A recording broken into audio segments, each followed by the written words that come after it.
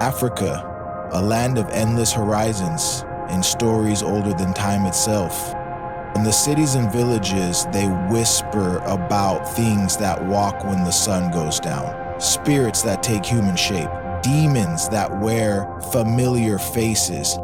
Tonight, we dive into 3 of the most barbaric urban legends ever told on the continent, tales that have terrified generations and blurred the line between myth and reality. A creature whose footsteps echo long after death, a man whose charm hides the jaws of a beast, and a creature that strikes when you're asleep, leaving fear to spread like wildfire. Some say these are just stories meant to scare children. Others say they've heard the sound, seen the eyes, felt the breath. So the question is, what's really hiding in the dark hearts of Africa? Roll, roll, roll your fear gently through the night. If shadows whisper in your ear, pray you hold the light.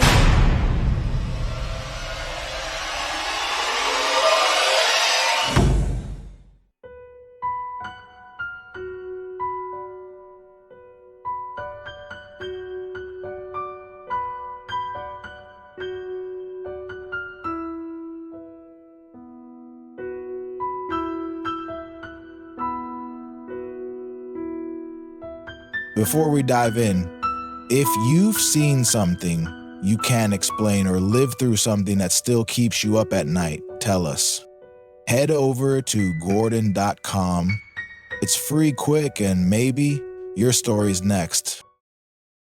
Let's start with the legend of Madame Koi Koi. The story begins in a girls' boarding school somewhere in West Africa. No one can agree exactly where. Some say Nigeria, others Ghana, maybe even South Africa.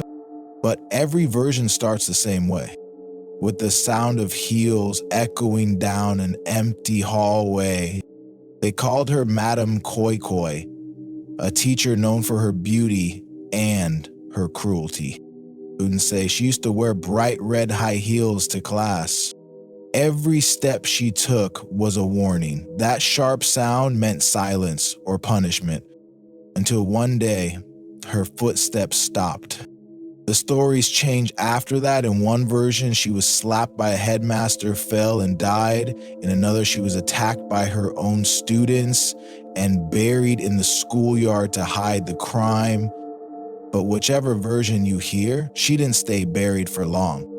Weeks later, students began waking at night to the sound echoing down the dormitory halls. Some claimed to see her reflection in mirrors, others swore they felt her presence near their beds. The teachers told them it was imagination. The janitor refused to clean the hallways alone. They say if you hear the koi koi sound 3 times after dark, don't look back, because when you do, she's already there. In some schools, the legend became so real that the dormitories were locked at night. Students slept in groups, whispering prayers until morning. And still, sometimes, the echo of heels was heard again.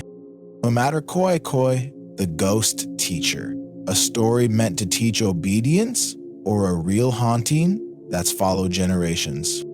Nobody knows, but in Africa they say if you hear the steps, it's already too late. Next, we go deeper to Angola, where beauty itself can become a trap. This is the legend of Kishi. Angola, a country of vast plains, red earth, and a silence that hides more than it reveals. Among its oldest tales, there's one that warns women never to trust a handsome stranger who smiles too much. They call him Kishi. To most, he looks like any other man, charming, confident, and impossible to resist. But they say that's only half of him, because on the back of his head lives another face, the face of a hyena. According to the legend, the Kishi walks among humans, hunting with beauty and words. He approaches his victims in markets, in bars, or at the edge of the river at dusk. He talks gently, compliments their eyes, promises protection, wealth, or love. and when the woman follows him into the shadows, the second face awakens. Witnesses who survive say the sound that follows isn't human. The laughter of the hyena drowns the screams. In older villages, elders say the Kishi is born when a man makes a pact with dark spirits to gain irresistible attraction, but every gift from the underworld comes with a cost, a soul divided in two. Anthropologists who studied the myth in Luanda believe it began as a warning against predators and strangers. Yet even today, locals claim the Kishi still walks near the rivers at night. A few years ago in the town of Caxito, a woman disappeared after telling friends she had met a man who spoke with two voices. Her body was never found. Legends often begin with fear, but in Angola, the Kishi isn't just a story told to scare girls. It's a reminder that not every smile means safety, no matter what type of masks are made of flesh, and some monsters don't hide at all.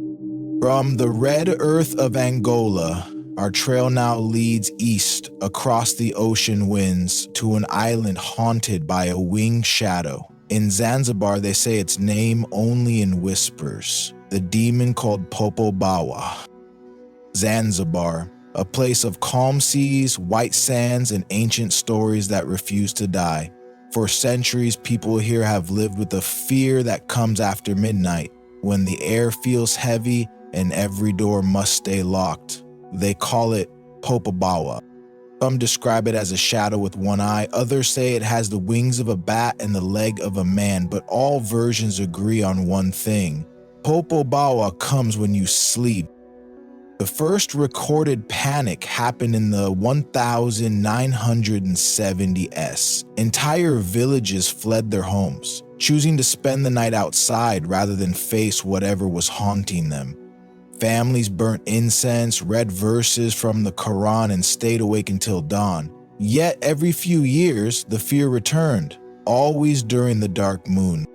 Those who claimed to survive the attack spoke of a presence that pressed down on their chest, stealing their breath. They said it whispered things in languages no one could understand, and when it left, the air stank of sulfur.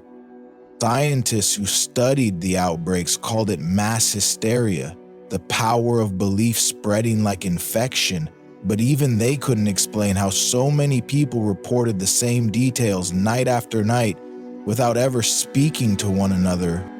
In Zanzibar, some believe the Popobawa was once a spirit imprisoned by a sorcerer. When it escaped, it swore vengeance on all who denied its existence. That's why locals say the more you insist Popobawa real, the more likely it is to visit you.